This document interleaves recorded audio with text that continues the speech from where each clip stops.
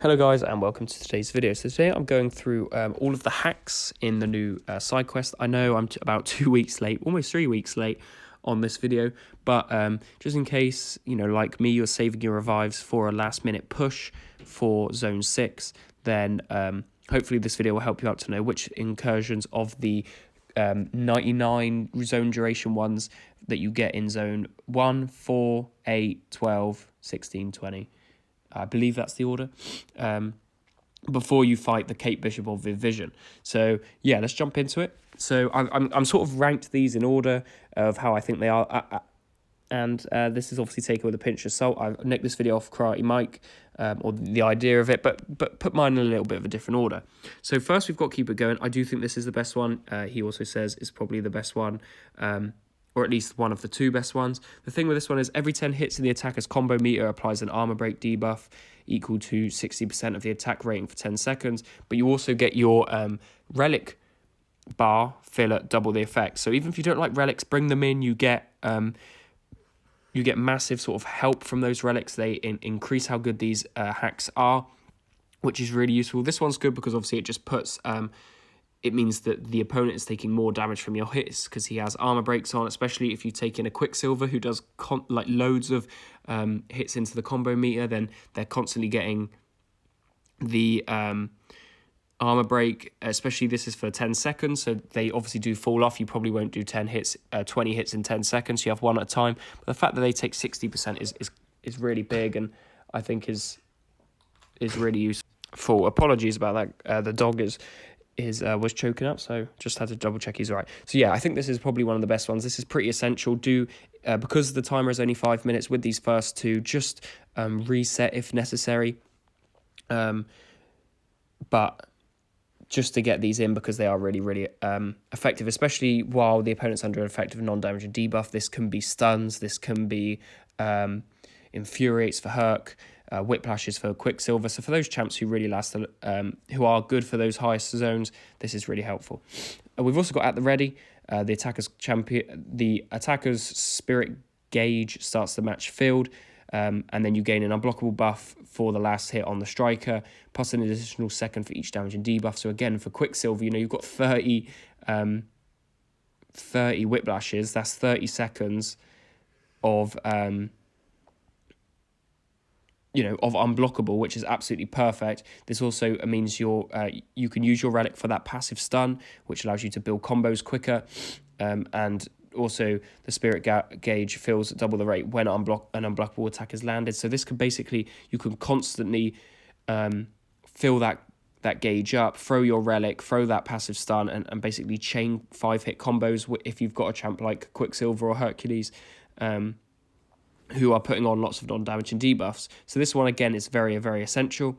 It's definitely worth resetting if you don't get it at the first. But yeah, you want these two in the first sort of zone up to zone 4 of Sector 6. Otherwise, it will make it a lot more tricky. Then going into the next one is I've gone with all-out effects. This increases your buff and debuff duration and increases potency of all your reinforcement hacks. These are the ones that you get not from the final boss node, but on the nodes before the first fight and before the second fight. If the attacker has a relic equipped, that also means that the potency of effects granted by this hack, so 20% increased buff and debuff duration and 60% increased potency of reinforcements. So this just becomes really, really important. With Hercules, it increases his feat of strength, increases your whiplashes with Quicksilver, increases Angela's non-damaging debuffs and damaging debuffs. The same with your Nimrods, the unstoppable buffs that you'll get. Any champ that you want to take in, things protection, I guess, is technically a buff, so that lasts longer. This just works really, really well, and is one of those which isn't quite essential, but I'd give it just a tier below these two. Is really, really useful, and it's definitely one that you want to be taking in. So get that one, and let's move on to the next one. So with this one, this next one is training Degeneration. You guys would have seen this in a Sweden. I think he put up a video recently of Angela just chaining heavies in the corner. We've seen Dr. Octopus do it. Mr. Sinister does it. Basically, every time you knock them down, you put a power drain debuff on them. If the defender is inflicted with a power drain, burn, or special lock effect, you get an degen debuff equal to your attack, plus an additional second for each armor up you've got. So obviously Dr. Octopus works amazing for this. Lots of armors, constantly chaining heavies in the corner. You get, with a relic, 2 extra degeneration debuffs. So basically you knock them down 4 times. That's 8 degeneration debuffs for every time you power drain them.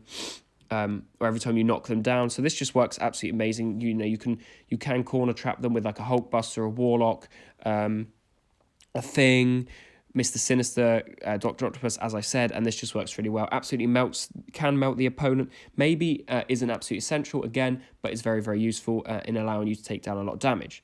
The next one, Proud Degeneration, another one that is pretty decent. Every time you land the final hit of your heavy attack, you gain a 10% prowess. You gain 2 prowesses instead of 1 if you've got a relic equipped, and then during special attacks all of the hits have a 20% chance per prowess to inflict degeneration debuff, dealing 350% of your attack.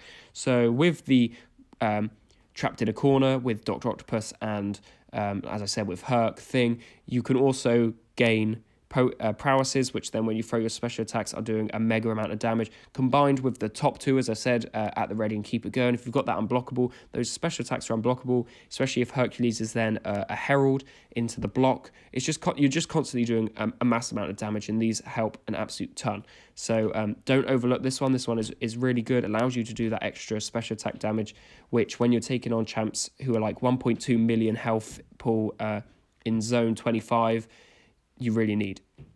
So that one's really good. Alternating enhancements is one that I don't think is neither here nor there in my opinion. You gain a prowess if you end the combo differently. So if you end with a light instead of a medium, or a medium instead of a light. If you strike the opponent, 10% per prowess chance to be unblockable for that hit, which can trigger through the block. If the attacker champion has a relic equipped, you just gain a 20% instead of 10%. So this is nice to be unblockable. It helps with the unblockable reinforcement hacks, which are like increase your attack rating by 50% and your combat power rating. These are quite handy, but it's not essential. As I said, you still only got a 20% chance to go unblockable, which I guess if you're fighting a Mordo who constantly sort of turtles up and goes in his shell, this is annoying, but isn't one of those that are most necessary.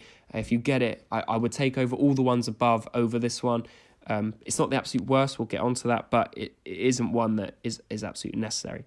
However, this one, for a champ like if you're taking in Archangel and you're absolutely melting, attacks against a stunned opponent have a 30% chance to apply poison.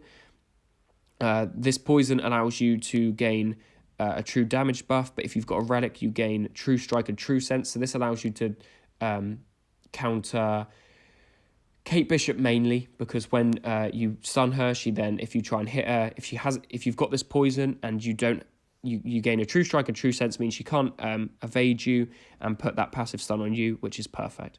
So this is mainly one for countering Kate Bishop if you've not got a good counter, or if you don't know how to fight her. But for Archangel, it's good because obviously when you are hitting somebody through the parry stun, it allows you to get more neurotoxins because you've got the poison already there. So that one's not bad, but not great. This one I think is very not good. The attacker's basic attacks have a 20% chance to gain an armor up. Special attacks deal a burst of direct damage equal to your current armor rating. The damage becomes 100% of your armor rating while you've got a relic. This is decent in increasing your special attack, but if you've got a champ like Civil Warrior with lots of armor ups, or Super Scroll, okay, this is useful. But for me personally, I think for the champs that are going to take you to zone 25, your Hercules, your Things, and and then any champ that you need, you're going to need to have one of those, and they don't have armor up, so that's not that useful either. And then finally, we've got all-out attacks. So this increases your ability accuracy by 10%, and increases the potency of all attack enhancement hacks by 50%, and doubles the potency of effects granted by this hack if you've got a relic. This really isn't that useful at all. It's good for those champs like Archangel who rely on RNG or Domino or Hyperion, but really this isn't that necessary. Yeah, it helps you counter those evade or those evade champs because your ability accuracy is higher, but isn't absolutely necessary. Yeah, it helps obviously But because there are 9 hacks here and you can only really get 5 of them, do prioritize the first 5 in this, or the poisonous one if you really need it, or you think it will benefit your champ more. But yeah, personally for me, this is the worst one. I do think there's not much upside to it apart from reducing the chance of evade on a Kate Bishop. But if you want to try and take in somebody like Hercules for that anyway, and you shouldn't get stunned. So that basically does it for this video. This is just a little bit of assistance in what hacks to use to help you get to zone 25. Hopefully this has been of good use, and if it has, please leave a like and a comment down below and share it with your alliances. Join the Discord, follow me on Twitter. I would appreciate that massively. And I'll see you guys in the next video. Thank you very much for watching. Have a good day. Goodbye.